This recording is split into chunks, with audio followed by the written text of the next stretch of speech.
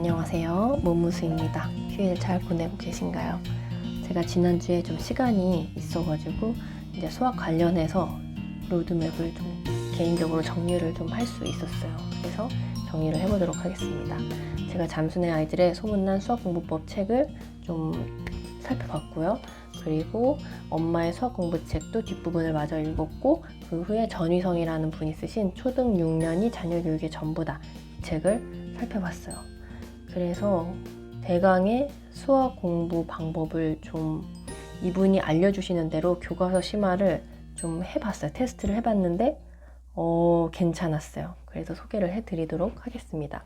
이분은 현직 초등학교 교사분이세요. 그래서 학교에서 이루어지고 있는 수업들의 약한 부분도 너무 잘 알고 계시고, 되게 다양한 스펙트럼이 넓은 다양한 아이들의 상황도 잘 알고 계세요. 다양한 이야기를 실어주셔서 큰 도움이 됐습니다.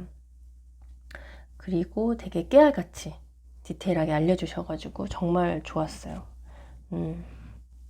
이분은 교과서를 굉장히 중요하게 생각하시고 교과서를 철저하게 공부할 수 있는 방법을 알려주고 있습니다. 그 방법을 알려주셨는데, 그 방법을 좀 살펴보기 전에 상황을 좀 살펴보면, 초등학교에서는 심화 문제가 시험 문제에 나오지 않는데요. 왜냐면 그렇게 법부로 되어 있대요. 지침이 그렇게 되어 있기 때문에 교과서 외에서 문제가 나왔을 경우에는 그게 법적인 문제가 되기도 하는 거예요. 그래서 교사는 심화 문제나 교과서 밖에 있는 문제를 낼 수가 없어요. 그래서 초등학교 6년 안에는 어차피 또 그 전에 살펴봤듯이 수학 잘하는 아이는 이렇게 공부합니다 해서 살펴봤듯이 절대평가잖아요. 그래서 어느 점수 이상만 되면 점수가 잘 나오는 거죠. 그러니까 초등학교 6학년에 6년 동안 수학 공부를 개념 심화를 하든 연산을 반복해서 하든 그냥 연산 기계적으로 연산이 되든 아니면 학원에서 이제 선행을 빨리 나가든 어떤 방법이든 간에 수학 초등학교 안에서는 수학 점수가 잘 나올 수밖에 없는 거라는 거예요. 이게 수학 잘하는 아이는 이렇게 공부합니다 해서도 살펴봤던 내용인데, 그래서 이분이 말씀하시는 거는 이게 어떻게 되던지 간에 초등학교에서는 결과가 좋기 때문에 엄마들은 자기가 하는 방법을 계속 그냥 반복하면서 가게 된다는 거예요. 근데 이게 잘 안 됐을, 수학 공부가 탄탄하게 잘 안 됐을 경우에 중고등학교 돼서는 무너진다는 거죠. 그러면 탄탄하게 어떻게 가느냐? 이분이 알려주시는 방법은 교과서를 심화하는 방법이에요. 교과서를 심화하는 방법은 첫 번째로 교과서 읽기. 이거는 잠수내에서도 똑같이 얘기하고 있는 거예요. 그래서 교과서를 철저하게 읽는 거. 그래서 제가 교과서를 읽었죠. 그 전에 읽지 않았어요. 그래서 이 책 덕분에 읽게 됐죠. 수학 책을. 수학 교과서를 읽어봤어요. 한글을 빠지지 않고 읽어봤는데 생각보다 구멍이 있더라고요. 그래서 네, 알게 됐죠. 그리고 그 단어를 정리하는 거예요. 교과서 내용 읽은 거 중에서 제가 좀 어려웠던 부분은 이런 거예요. 5개 사탕이 있어요. 그리고 뭐 이제 초콜릿이 3개가 있어요. 그러면 이렇게 3개씩, 1개씩 연결을 해요. 그러면은 5에서 3개가 연결이 되죠? 그럼 2가 남아. 그러면 이게 식으로 표현하면 5 빼기 3은 2예요. 근데 이 그림하고 이거를 연결해서 생각하는 게 바로 되진 않더라고요. 그랬습니다. 저만 그런가요? 그래서 이게 쉽지 않았다는 거, 그게 서술형으로 써 있기 때문에 그걸 이해하는 게, 그게 곰곰이 생각해야 되는 거예요. 그런 게 바로 개념이겠죠? 중요한 것 같아요. 그냥 단순히 식을 보고 그 연산으로 그냥 계산만 하는 게 중요한 게 아니고, 개념을 확실하게 이해하는 것이 1학년 때, 2학년 때 중요하구나.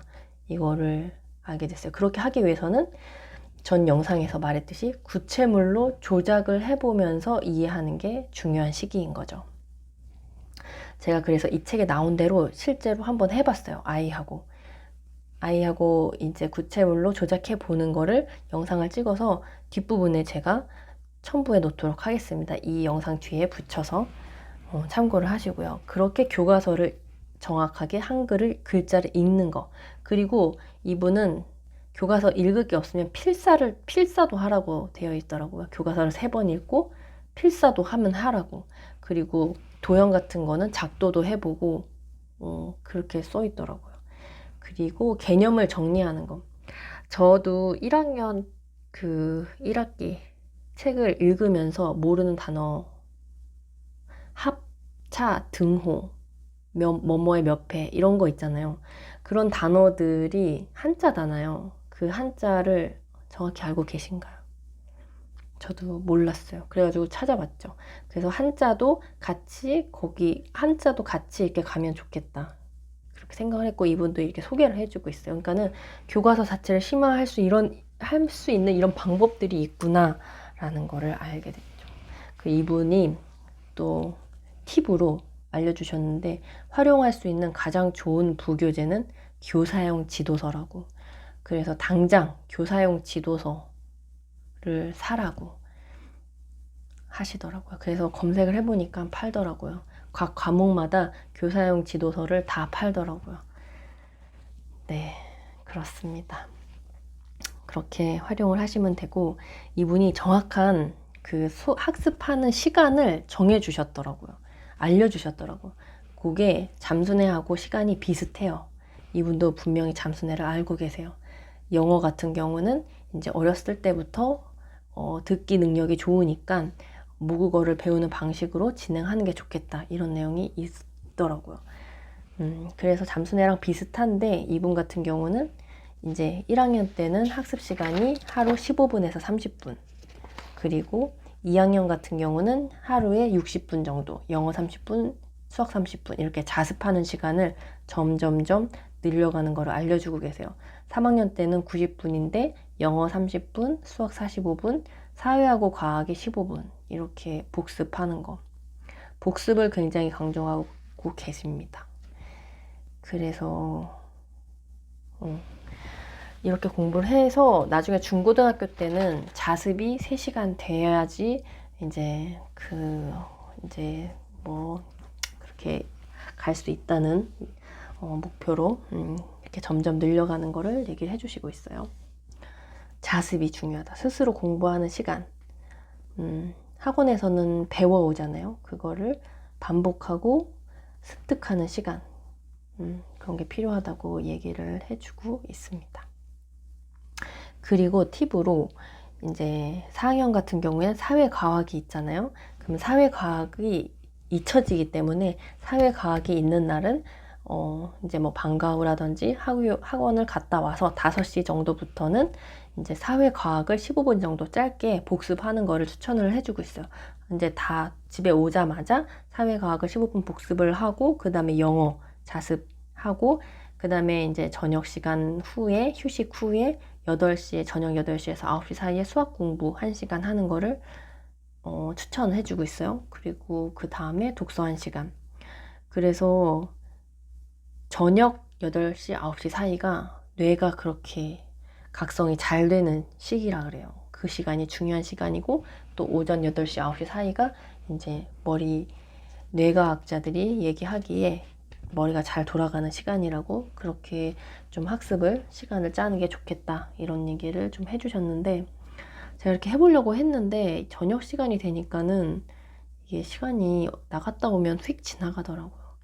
그래서 역시 루틴을 지키는 게 쉽지 않구나 다시 한번 생각을 해봤습니다. 그래서 이분 같은 경우는 교과서 안에서 수학이 문제가 교과서 안에서만 나오기 때문에 만약에 자녀가 수학을 그렇게 뛰어나게 잘 하지 못하는 경우라고 하면 수학 교과서하고 익힘책만 완전하게 소화를 해도 100점 맞을 수 있다. 그러니까 교과서 익힘책을 반복해서 풀어보는 거, 안 틀리게 틀린 문제 잘 메꾸는 거 이게 너무 중요하다 이런 얘기를 해주고 있고 혹시 이제 쉬운 1단계 문제집을 하면 그거를 스캔하라고 하시더라고요. 정말 이분 되게 꼼꼼하시고 열정이 넘치세요.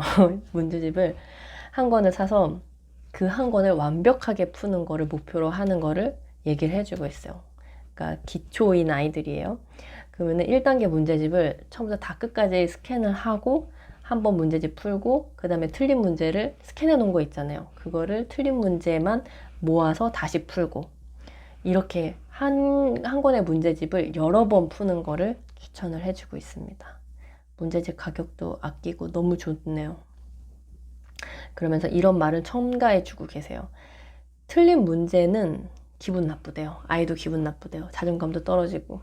근데 틀린 문제를 이제 다시 풀어보면서 그게 내가 아는 게 되는 이런 좋은 경험, 틀린 문제에 대해 좋은 느낌을 갖게 되는 이런 경험을 해주라는 얘기를 해주더라고요.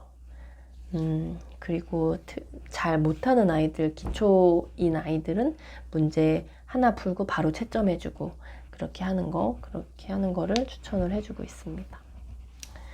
이게 이제 초등 6년 자녀 교육의 전부다 하고 수학 공부에서 좀 대략 소개된 내용이고, 이런 수학 공부에 대한 자세한 방법은 모든 과정에 관해서는 엄마의 수학 공부 책에 더 자세하게 나와 있고, 초등 6년이 자녀 교육의 전부다. 전체적인 좀 큰 스케줄 짜는 거, 계획하는 거, 로드맵 정도를 알 수 있어요. 그리고 제가 도움이 됐던 팁은 이 교과서입니다. 영어 과목 같은 경우에 이 교과서가 있더라고요. 몰랐어요. 알고 계셨나요? 이 교과서를 다운을 받으면 영어 같은 경우는 CD가 없잖아요.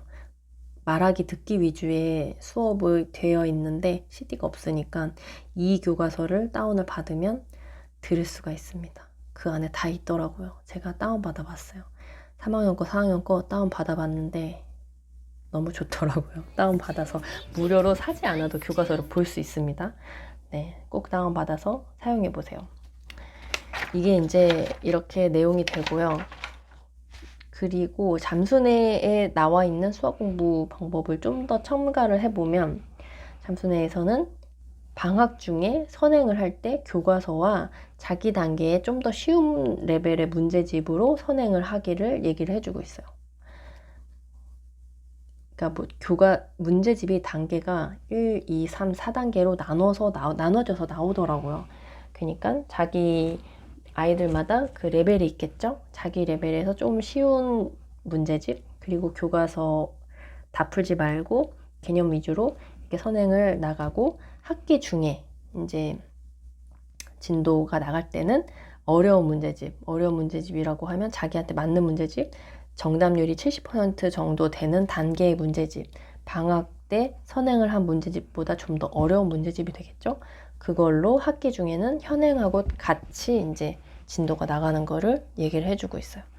그러면서 현행으로 나가면서 방학 때 선행했던 거에서 틀린 문제를 다시 보는 거, 이렇게 좀 로드맵을 잠수내에서는 추천을 해주고 있더라고요. 그렇고 이 개념에 관해서 한번 얘기를 해보면, 개념이 1학년 때는 6개, 2학년 때는 18개, 3학년 때는 35개, 4학년 때 31, 그렇게 많지 않아요. 5학년 때 40개, 6학년 때 60개, 이렇게 확 늘어나는 거예요. 5학년, 6학년 이렇게 되면서 6학년 때 60개나 돼요. 중1 때 66개, 중1 학년 2학기 때 50개, 중1 때 개념이 확 늘어나더라고. 새로운 개념들이. 그러니까 이 개념들을 모르면 수학은 그 다음 단계로 이어질 수가 없잖아요. 그러니까 초등학교 5학년, 6학년 때 개념이 굉장히 많은데 선행을 같이 나가면 아이가 굉장히 힘들겠구나, 이런 느낌은 뭐 힘들어도 어쩔 수 없는 부분이지만 엄마가 알고는 있어야 되겠다, 이런 생각이 들고, 또 다음에 고1 때, 고1 1학년, 고1 2학기 때 많이 개념이 나오네요. 이게 개념이 확 늘어날 때 수폭자가 늘어난다는 거, 이런 거 상황을 좀 엄마가 알고 있으면 도움이 될 것 같아요. 네, 이렇게 좀 핵심적인 부분들을 중심으로 정리를 해봤습니다. 감사합니다.